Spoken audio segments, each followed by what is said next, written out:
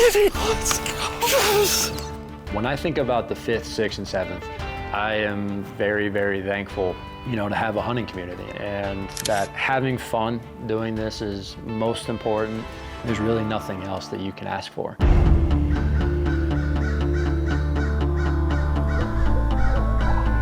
Can you beat it? 0 to 60, man. Whoa, what can you say about that? An absolute dream buck.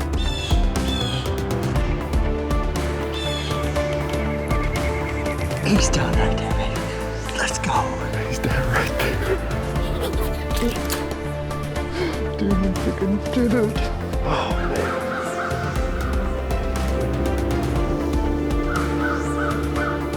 Insane night. Season on, game on.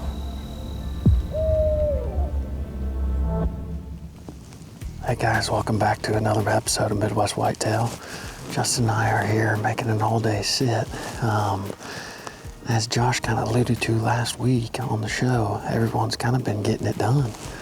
Boys in Missouri got it done, Mitch and Justin, as Tyler did as well, as you guys saw. Devin Willis got his buck, and Justin Carnes here over my left shoulder, he got a legend on the home farm down, so congrats to everybody. And today we're gonna bring you Josh's hunt. Josh had a classic rut hunt. He had a couple of pictures of that deer, never really focused on it much. And just dove into the hardwoods there early November. So basically, we're kind of doing the same exact thing, hunting a funnel pinch point. Justin and I are out at one of my permission pieces. I'm trading a little honeysuckle removal for permission. And we're gonna ride it out all day. Hopefully get a shot at one of these mature bucks. We've got, a couple mature bucks on this farm and, on some other farms as well. So I'm gonna be steady at it here the next week and a half. We've got some good weather coming in. But we'll bring you Josh's hunt here, and good luck, and appreciate you guys watching. Well, hey there, everybody. Welcome back to another episode of Midwest Whitetail. As you saw on the front end there, Drake gave us a pretty solid recap of how busy November has been in all the right ways. Hopefully he's able to notch a tag here soon and join the party. But, obviously watching Justin tag that buck there on the home place was a long time coming.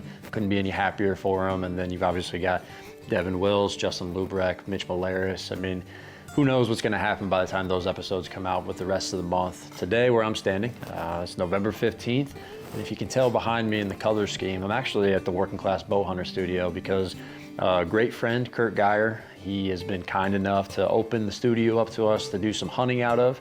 And hopefully we got some cool hunts to bring you away from that. But, as we talk about through, I guess, this buck story and, November 5th's events and how we got there, one of the things that I hope shines through is just how lucky that I am to have the friends that I do, the support team, whether that's actually at Midwest Whitetail or Joy, my girlfriend, or my friends, everything that led to that moment was because of a culmination of kindness and opportunity that's not possible without the team that surrounds me. It's been a long time coming, 3 seasons to tag a buck, and as we work through that, I hope that that's the shining theme. I guess where this story starts, if we're gonna jump backwards, is 2023. And I think about the last buck that I shot, 2022. I was with Perry Batten on one of Mark's farms. We had a great hunt over a decoy. And as I made that return back to Midwest Whitetail, it was all new properties going into that season. And ultimately at that time, my goal was to keep Joy happy and dating me. She was a girl that I realized that, I wasn't gonna be able to just say, hey, see you later during hunting season. And so it made sense to just try and get some new properties that were closer to where she lived at the time. And ultimately it led to the Big Bird property, hunting the drop tine buck, getting to build a relationship with the new landowner who now, as we sit 3 years later, is one of my, greatest friends. I really appreciate any opportunity that I get to spend with him. 2023 season, to chalk it up very quickly, was pursuing the drop tine buck. We got close, and it was a year of trying to figure out the property. Push come to shove, he was a killable deer.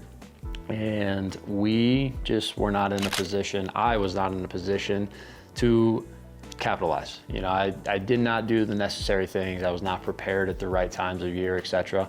And as quick as that season arrived, it ended. It was a great year for the Midwest Whitetail team, so in no way, shape, or form do I look back on that season without, with no gratitude. But when I was hunting one specific buck and adjusting to hunting so far away, it just didn't work out. And then that led into 2024, where our sights were yet again, on the drop time buck, Big Bird property. He showed back up. We had all these grand plans, and then, September arrived and he disappeared. No idea to this day what happened. Never heard that he was shot by another hunter. I don't know if EHD found him and he's in a hole somewhere, hit by a car, whatever. And my attentions then turned quickly to what we refer to as the big deer. And similar to drop time, it just didn't work out. We put in a lot of time for him, but the plan for him to lock down on the doe just never really occurred. And as I just really quickly summarize, 23, 24, I was hunting bucks of a lifetime, and I was very, very fortunate. I was frustrated by the end of it, but at the end of the day, when I look back, I wouldn't change those experiences. You learn a lot when you start having to think about what's the buck doing, not necessarily how, does the wood set up best advantageously as a hunter. And though I did not punch tags those 2 seasons, I feel like it made me a better hunter for it. Another layer into that story, 2024, I started to hunt with Joy a little bit. And Joy at this point, I think, has hunted with her bow for 3 seasons. She's never drawn on an animal, and it was the middle of November. We went to what we call the Horseshoe property, and we had an awesome hunt. Hot doe, locked down. She was running here and there, had 3 different bucks behind her, and just didn't come to fruition. But I think that was Joy's first real taste of rut action.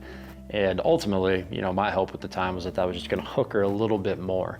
And then that all leads to 2025. And, at this point, I'll be the first to say, for whatever reason, I started to feel a pressure of not killing a buck. And, I think as you look across social media, there's a lot of different factors and a lot of different opinions. Ultimately, for me, and I'm just speaking honestly and hoping that it's going to talk you out of feeling the same pressures that I allowed myself to, create. But you look around social media and everybody, it feels like when you open up the computer or your phone, is having success, and you want to be a part of that. At Midwest Whitetail, we've got some stellar hunters, some stellar land managers, and ultimately guys that love to do it, and when you're one of the few people that's not punching that tag, you start to feel a little bit guilty of like, are you pulling your weight for your team? And ultimately, I just had to come to terms with the fact that allowing that pressure to continue to creep its way in started to kind of change why I was doing, what I do and the reasons behind it. And I didn't like that feeling. Going into 2025, I just really made it a mission of mine that I was going to leave everything on the table as far as preparation, putting the time in necessary. When you look at the guys or gals that are killing bucks every year, typically those are the folks that they just prioritize hunting, preparation for it, scouting, etc. 2025, talking with Gavin, Rye, Mike, Owen, Zach, Drake, Justin, all the guys in Missouri, I was like, at the end of the day, we're just gonna leave it all on the table. And going into the season at that point, 6x5 was at the top of my priority.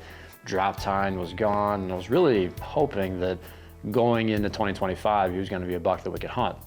Well, as big of a blessing as you could experience, interrupt that thought process in March and introduce to this story a really great buddy in Casey Maxted. Have met Casey quite a few years ago, and before we go any further, if you don't know who he is, all you need to know is that he's as selfless of a person as they come. He has served our country valiantly, and ever since he got out of the service, all he's done is continue to serve. And real quick, if you want to support Casey or any of his missions, please check out Warrior Rising. That is a nonprofit that he is massively involved in, a huge part of. And ultimately what that is a veteranpreneur program that gives a platform and education to, folks who are, finished serving their country in the armed forces and now are resuming civilian life. They've got business plans, business models, and it gives them empowerment to, pursue that. And Casey, I hope you know how much I respect you and your entire team that does that. So And that's just a fraction of what he does. But getting back to the story, you know, we met through hunting, have kept in contact, and ultimately in 2024, one of the things, it was one of the first times we ever actually got to go to the woods together. I just got to go to this property with him, help set up some trail cameras, and just hang out for a day. You know, it was a lot of fun. It was a beautiful piece, but at that point, that's all it was. And I just kept in contact with Casey through the 24 season. How's it going? Having any success? And all of a sudden, boom, here we are in March, meeting up for an event. And he was gracious and kind enough to offer myself and Joy the opportunity to hunt out there. Turkey season was right around the corner, and how cool of an opportunity, you know, when you look at this piece on a map, like there's gotta be turkeys out there. And, you know, Joy and I go and we double on our first hunt. Aiden was behind the camera that day. And, you know, just continuing to hopefully stoke that fire of the outdoors for Joy, but then also just, it was an opportunity to learn that property a little bit more. But I knew that when we got to the fourth season, when my second turkey tag came, that I really wanted to try to be advantageous with getting to learn what sign was there. It was starting to green up a little bit. And one of the things that we had at our disposal is all those trail cameras that we'd put out. Paul had just gotten back from his stint out with Andy and David, traveling here and there and everywhere for turkey season. And this was our second turkey hunt together. We had some success in Nebraska, but you know, this was kind of the like, hey man, let's go and let's get into deer mode a little bit.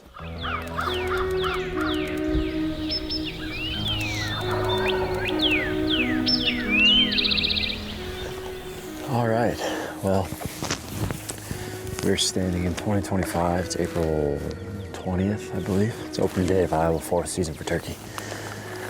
And myself and Paul are here to do two things. Number one, trying to kill turkey.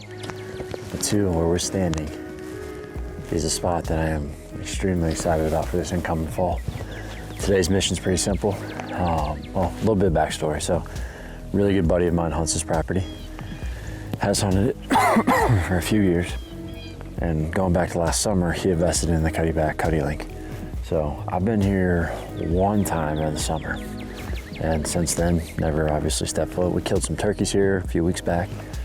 And today, my mission is pretty simple.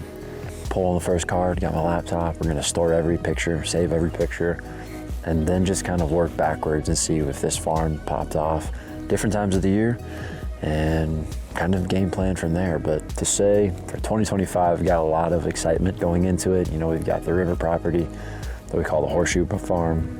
We've got Big Bird with 6x5. I think I have pictures of him in March. We got a lot of bucks in theory.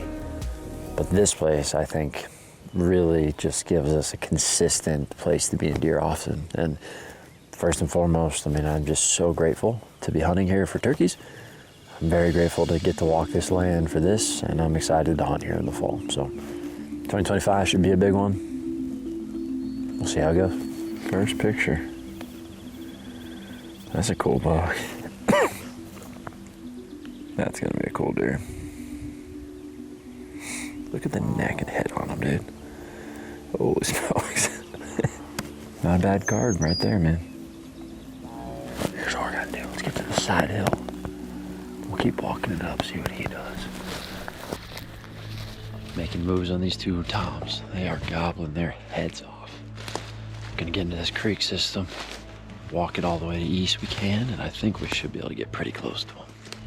This property, I cannot express how grateful I am to be here. Got some big deer on camera already from last year in January, February that should be alive. I mean, just beautiful hardwoods in here. Just remember, shed antler, mushroom, turkey. In that order? No preferred order.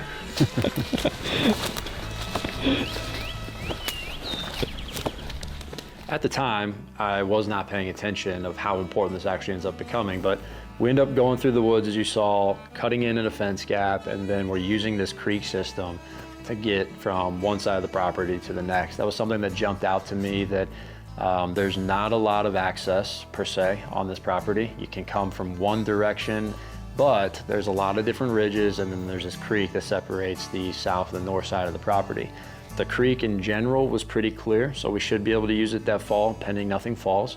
And when we pulled all the trail cameras, we realized very quickly also that there were gonna be bucks to hunt. And starting into that 20th, 25th time frame, all the way through the back half of November, there were a lot of bucks cycling their way through.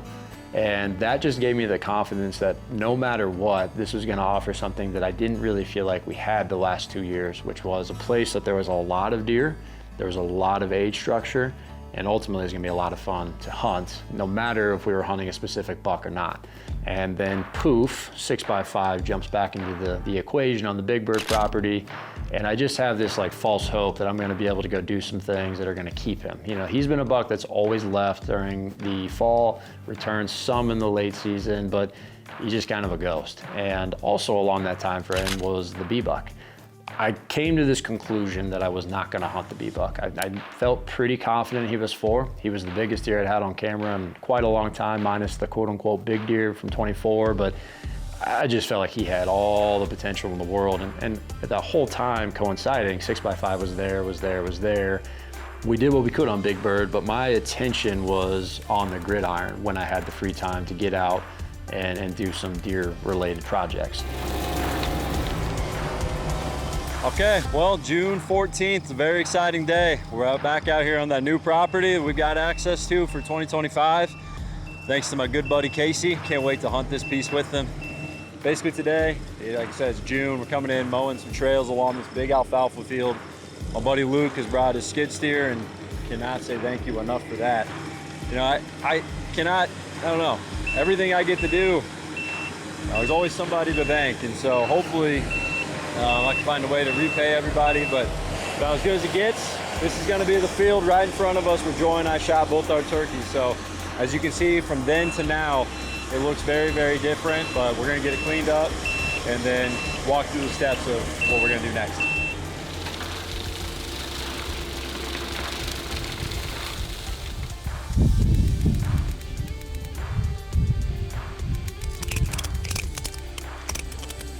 To say that we're excited for this stand is a bit of an understatement. It's gonna be a perfect cold front, early October. I'm gonna get down, go put seed on the ground, and wrap up today on the gridiron. A bunch of deer over there. Yeah, that sucker's got a big body.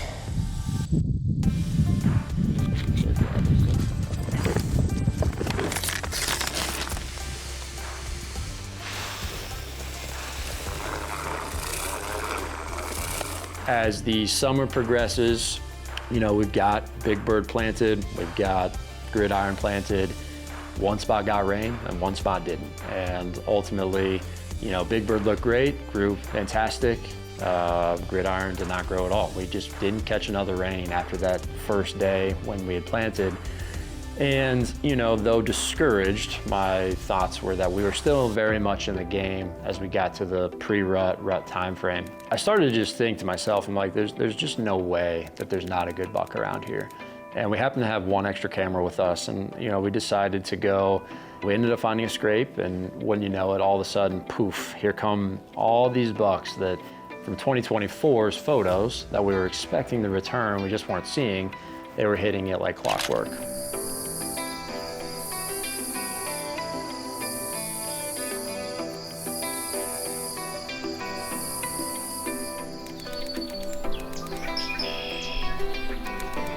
All right, we got this bright idea. While we're out there, it'd be fantastic with a really hot day, everything's dry. If we could go in and make our last mowing. Last time we did that, Luke had the skid steer and that mower on the front. This is gonna be huge because then we'll have this done. This is the last big project. We've got some different trails that'll allow us, you know, better walking access, no scent, and then obviously on the Kaufman bikes too this fall. So who knows, we might just mow all the farms today, never go home.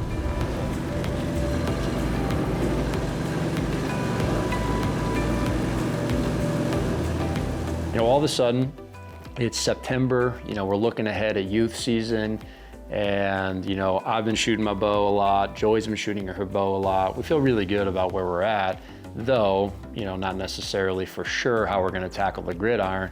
Up first was a hunt that I'd been looking forward to for a very long time, and it was my first hunt ever with Casey.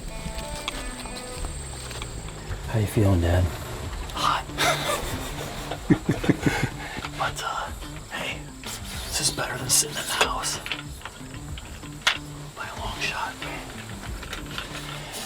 And Luke's first deer was right on this hill right here. And it was about probably the same date and the same temperature a couple years ago, so it can be done.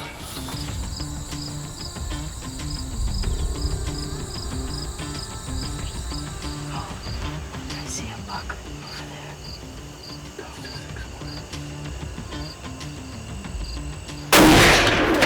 Oh, he got him. He's down. I got him? Great shot. He's down. Yep. He's down. Look at that, Luke. What a shot. So that's what it's all about. Yeah, right? absolutely. I just want to say thank you to you guys for letting me be a part of your hunt tonight. Thank you for being a part of it. Thank you for all the work you do with us, and this is outstanding.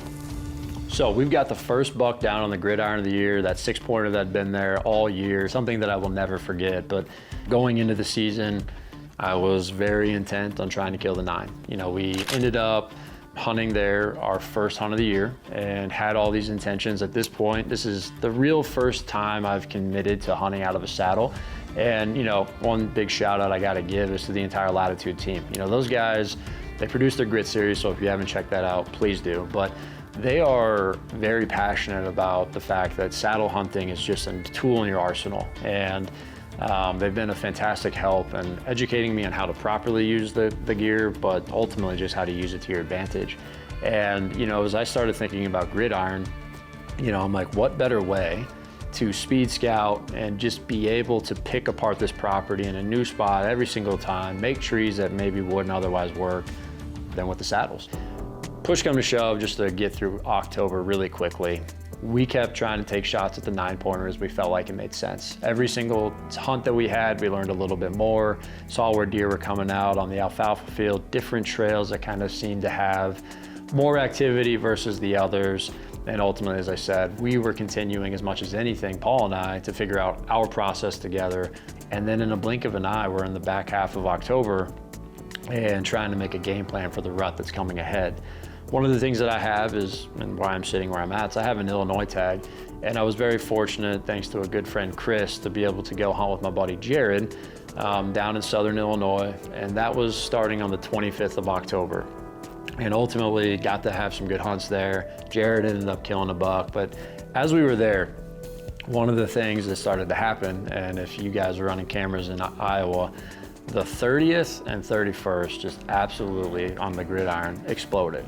And, you know, we were getting some good nighttime photos at this point on the Gridiron, but when the alfalfa lost its palatability and corn started coming out around the property, really quickly realized our daylight activity had, shriveled up all together almost. We were still getting some does, but ultimately buck activity was an afterthought. And then in a blink of an eye, you could see that it was game on. Not only were we seeing a lot of bucks on the cameras when we were in Illinois, but it was all the bucks that were in that 4 and plus age class. We were having some new deer show up that were familiar from 24. And then there was also a photo on Halloween of this big wide frame buck on what we call the Octagon Trail that we had gotten one single set of photos of earlier in the month on October 8th. And so it just told me that, man, we probably should get back to Iowa. Well, good morning from November 1st. Beautiful back here. We've wanted to come here a few times this season, but wanted to wait for the right time of year. We know a bunch of does bed back in these woods.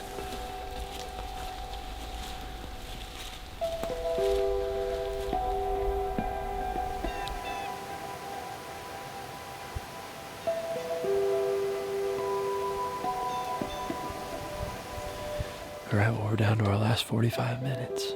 But that makes buck number 2 tonight that worked into the decoy and gave us a shot. Hopefully in this last 45 minutes, one of these mature bucks wants to do the exact same thing. I feel really good about it. All right, well, we're back at the Gridiron, November 2nd, day 2. We're still in that time frame where these does should be coming to the food. We got this decoy at about 30 yards. And I'm hoping that's going to give us a pop shot with this south wind that he can walk the mowed lane. So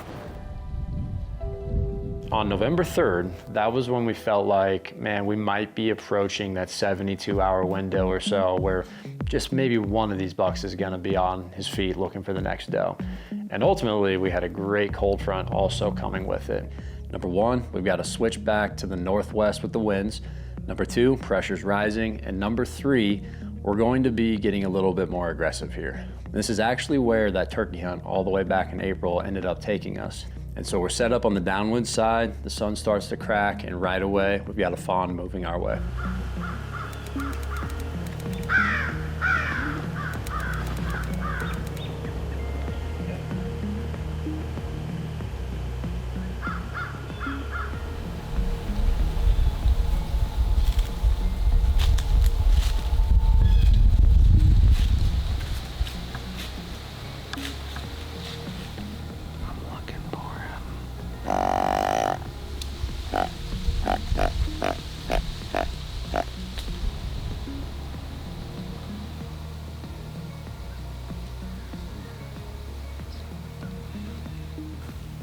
Well, 10:30 here.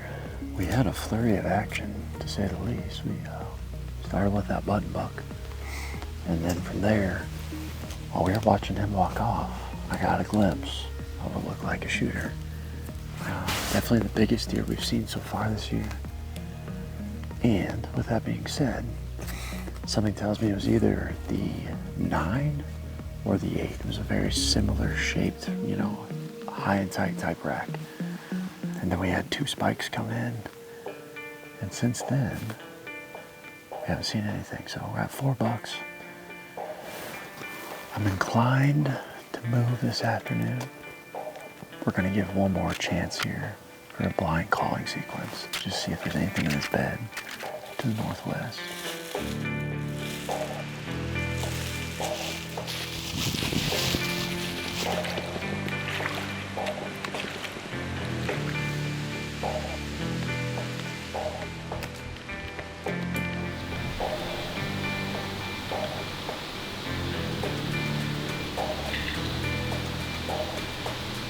All right, well, we're set up here for the afternoon hunt of November 3rd.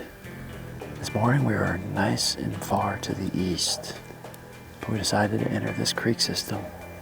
And what we did was we just kept walking until, this is really where we wanted to get. And the reason why is because when you look on LiDAR, we were able to see this all the way over there. There's a nice shelf right here, and all these ridges converge. Above us to the south is big opening. We've got a scrape camera on that. We've had the big 8 up there that's got the brows. We've had the 9, the split brow. Now, he's not been on camera for like 2 weeks, but I think we're just in a hub. And we were joking saying we wish it was 6 o'clock in the morning. We were sitting right here, but we were able to find it. But I also think we're in the game for an afternoon. It seems like a lot of our movement has been south to north going out to that cut corn. So with any luck, we'll continue to lay eyes on deer, have some good movement, and maybe even get a shot tonight.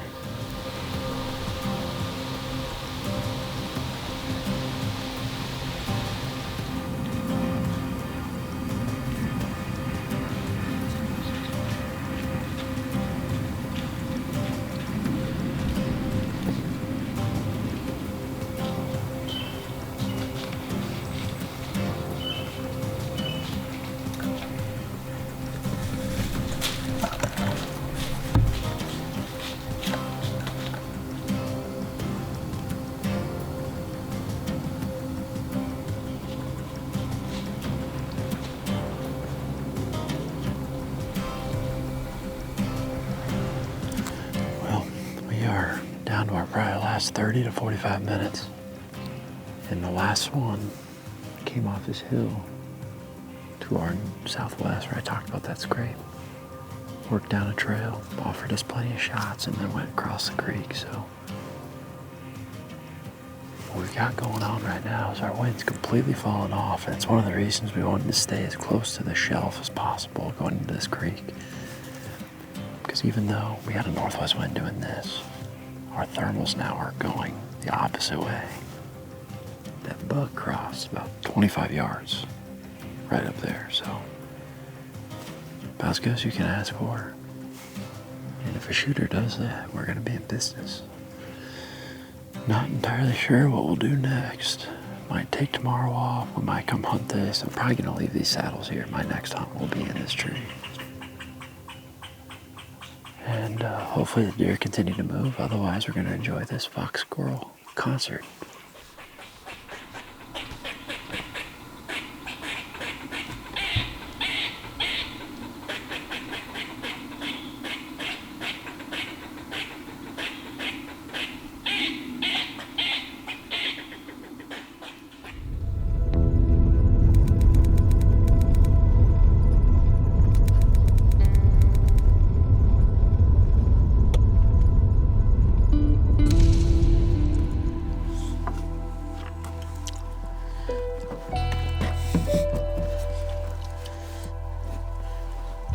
All right, well, good morning, November 5th, and we have a stiff north-northwest wind.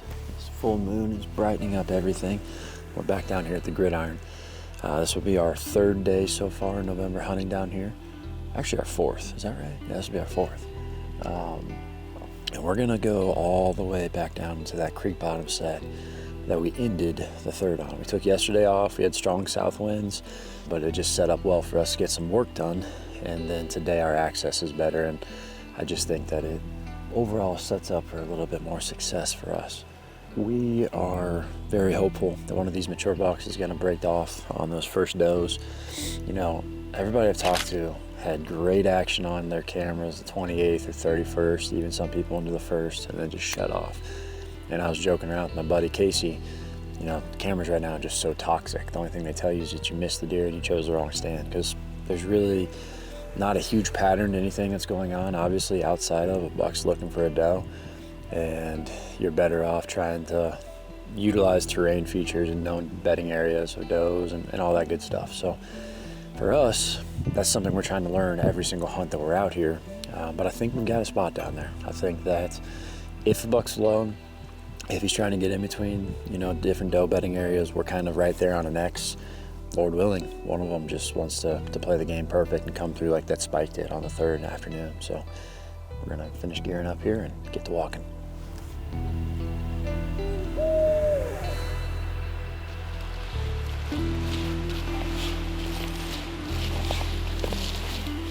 We decided to walk this mode path that I made during the summer, keep our scent profile down. Unfortunately, we are blowing our wind back down this ditch, and there is a big trail that comes all the way, you know, north to south. But right in front of us, there's a fence crossing. I should say it's a gap. I didn't realize there was such a good fence along this entire perimeter. So what we're gonna do is go in here, go straight to the ravine, and then walk that the rest of the way. And we should be in good shape. Northwest winds blowing this way. And when we get down in there, this is just a big canyon behind us with, you know, big steep sides to each one. So nothing should really get downwind of us. We've got the noise cover from the wind. Hopefully we keep our scent profile down. I'm gonna put some VS1 on my boots so that if we do get a scent trail, hopefully buck wants to follow it, and we'll go from there. But plenty of time till daylight, that is for sure.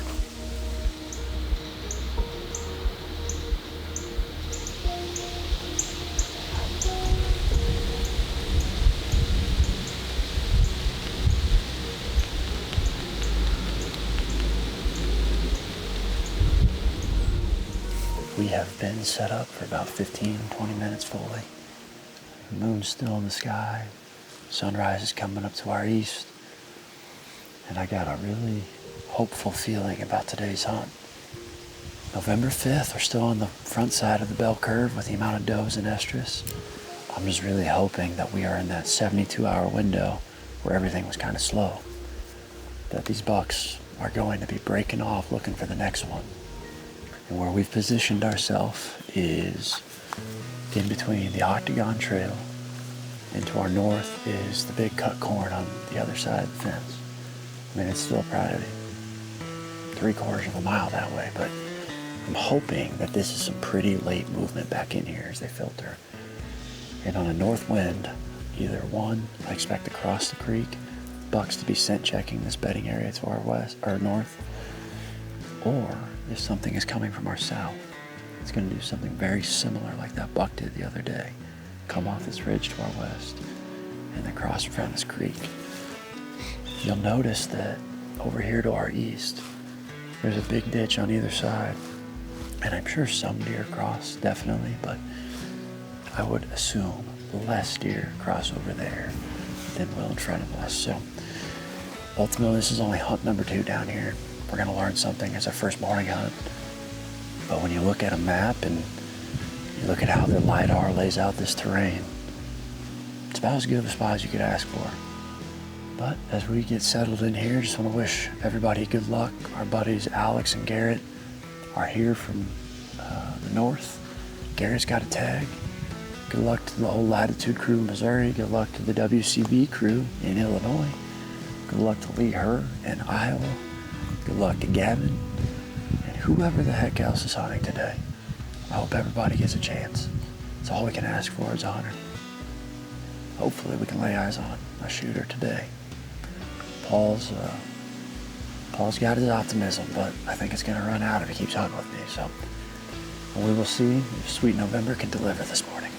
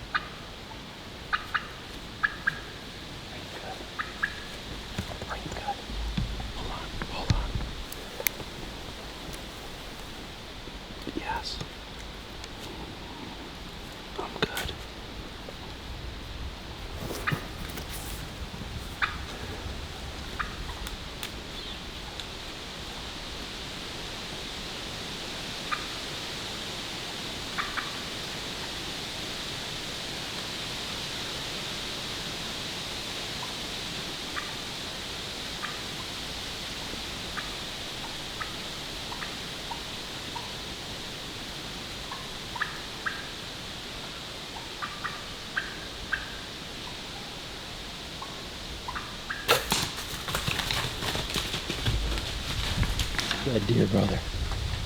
That is a dead deer. That is a dead deer. That's a dead deer. And I think that that's a mature buck right there, brother. He's down. He's down. Paul.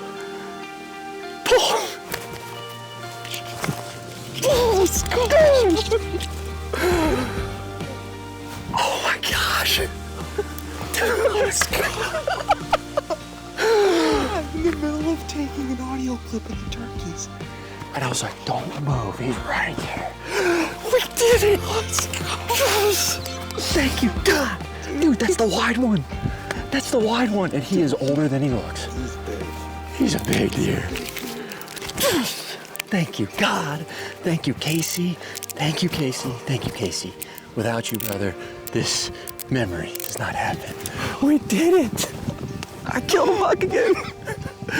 Dude, we got him, guys. Ain't no way these boys are answering, but I can't say I blame them.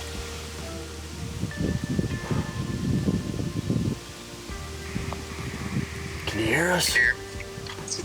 God dang. He's down. He's down. Yes, sir. What the heck? He's down. That big wide one. Dude, no way. It's the big wide one. It's the best deer we have on camera. Well, I've had the chance to make some phone calls this morning, and I don't really have any other words than just extremely grateful, and it was the perfect hunt. I mean, that is exactly what November is all about. We dream about it, and most of the time it doesn't happen, but when it happens, it's what keeps you coming back. And I'm really thankful to my buddy Casey, really thankful to the entire Midwest Whitetail team, to Joy, to Paul, and this plan worked.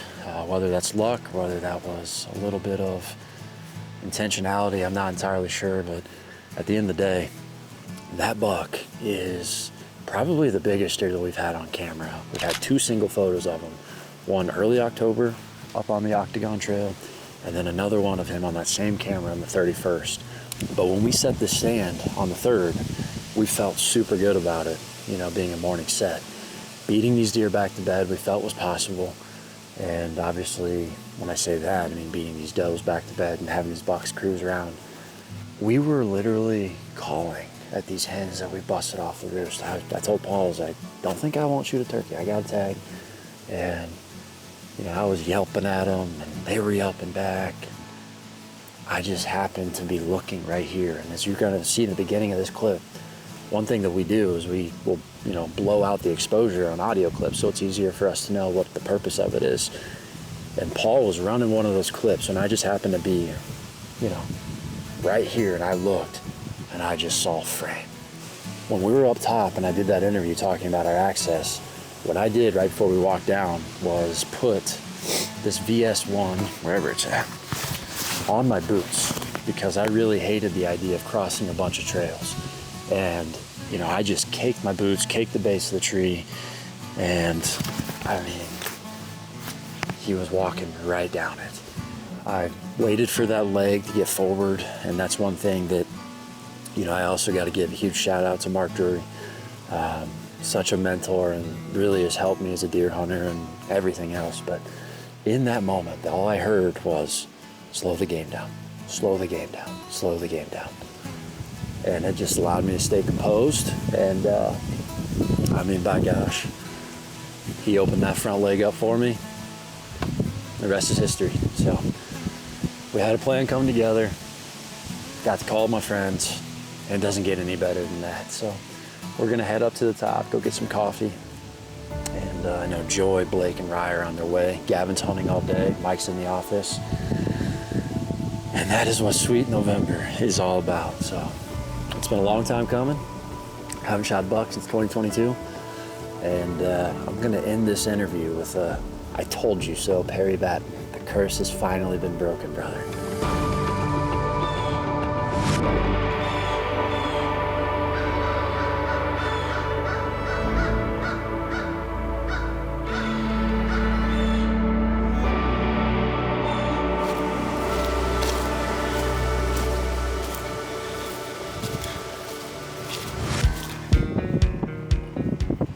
What's up, bro?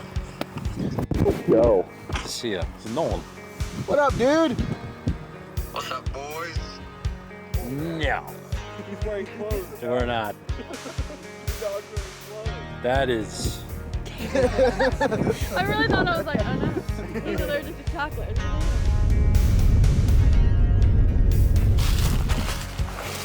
Yeah, there's like all these rubs going up this ditch, and I'm like, I mean, he's like right here when we see him. Look at the back cover.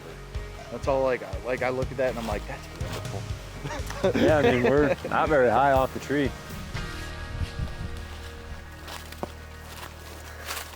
That is a moment that I've been waiting for a long time.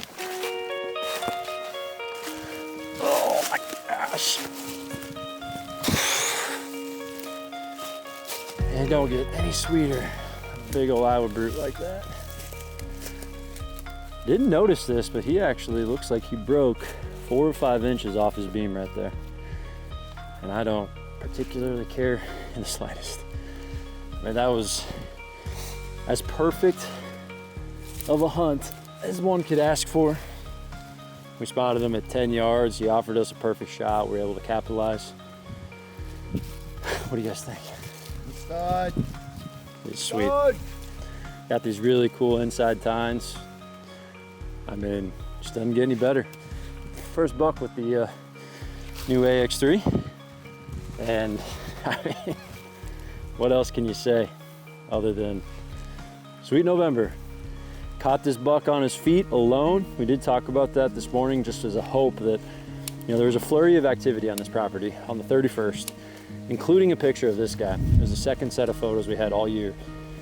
And that was actually when we were on our way back from Illinois. The last few days we hunted was very, very slow, both on cameras and then also in person. But we felt like that 72-hour window was going to be the moment. If you had told me it was going to be this deer, I don't think I would have believed you, but I am sure glad it was. And most importantly, I'm thankful that Paul was there with me. I'm thankful for everybody that's standing here around me. And I'm just thankful for the entire Midwest Whitetail team, because without them, we don't get to do what we do. And these moments are few and far in between, so we're gonna enjoy it. But hopefully Gavin's having a great hunt. I know him and Aiden are on the public, and they're pulling an all-day sit. And then I think next steps for Paul and I are head to Illinois. So see if we keep the train rolling. Thank you again to Casey. Thank you to the landowner. Thanks guys for watching. Well, as we come out of that hunt, I just want to say thank you to everybody that played a role into that. Thanks to Rye, Blake, Joy for coming down, and then ultimately Paul. At the end of the day, Paul's been giving his heart and soul, following me around all fall. He's been a huge part of our social media efforts and getting things posted, our email blasts, and so he deserves a huge shout out, and that buck's as much his as it is mine. But that's really where the November 5th story starts. And if you made it this far into the video, I really appreciate it. As everybody kind of dispersed, for that afternoon, Paul and I finished up a few things, and Joy, I don't know whether she really wanted to go or whether she was inspired seeing a buck on the ground, but she looked at me and said, I'm going hunting today. And she gave me clutch, and she's like, I'm gonna go to the Horseshoe property where her and I had set up a ladder stand. We'd already hunted there one time together, but ultimately at this point in the season, her and I had a talk, and she said that I just want to go do it by myself. Don't want the camera to come with me. I want to prove to myself I can do this. And it's just her adventure and her opportunity. And for whatever reason, we had the buck in the back of the truck. I just started driving over that way. And what happened on that drive over is something I'll never forget. When I think back on this day, my hunt becomes so insignificant. I got a call from one of my best friends, Herr, that he had put an arrow in the buck of 10,000 lifetimes. And then I got a call from Joy, and she told me, I would play it, but it's just pretty hard to hear in the car. But ultimately she calls me and she's just so excited, says the buck's down, and she runs me through the scenario. And for her to see her efforts come to fruition, all the time she spent shooting, helping me put up that ladder stand. And though we don't have the hunt to show you, I can show you, the buck comes in on trail camera. She had just passed the spike before that, and she had a bunch of does in front of her. And then ultimately the buck she kills works the scrape, and you can see the last photo in the sequence, his hooves, the right or the left side of the frame, and he's obviously running away, and then here we are. Look at this shot you put on him. Whoa! Look at that! Yeah, Joy!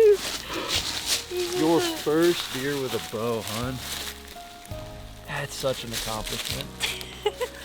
Your third year trying. Here he is. Yeah, I've been bow hunting for like 3 years now, and this is my first archery buck, so. Brother. Dude! Look who else just killed. Oh my, Joy did? Yes. Congrats, let's go. So just when you're thinking that this day can't get any better, I've tagged a buck, Joy's got a buck down, we've got them both in the back of the truck. Cory Godar calls us, he's got a Missouri public land stud down. Fast forward to the following day, and I got to go see one of my best friends sitting behind the most well-deserved deer. I got to share that with him and his dad, his family. Kurt tags his second deer here in Illinois. And it just, ultimately, as I said in the beginning of this episode, when I think about the 5th, 6th, and 7th, I will reflect on it not at all because of the buck that we were able to tag. And yes, it broke a curse and whatever you want to call it, and it was very rewarding to see a plan come together. But I am very, very thankful, to have a hunting community, and I hope that every one of you gets to experience that. And I hope that in some way, something like Midwest Whitetail offers that for you if you don't have it. But to me, it just really put into perspective what it was all about, and just reminded me that having fun doing this is most important. And as long as you're learning, and as long as you're having fun, and you're respecting the resource and doing it legally, there's really nothing else that you can ask for. I really appreciate you guys watching this episode. Without you, we don't get to do what we do, and we'll see you on the next episode of Midwest Whitetail. Keep chasing November. If you got a tag in your pocket, keep your head up, and we'll see you guys on the next one.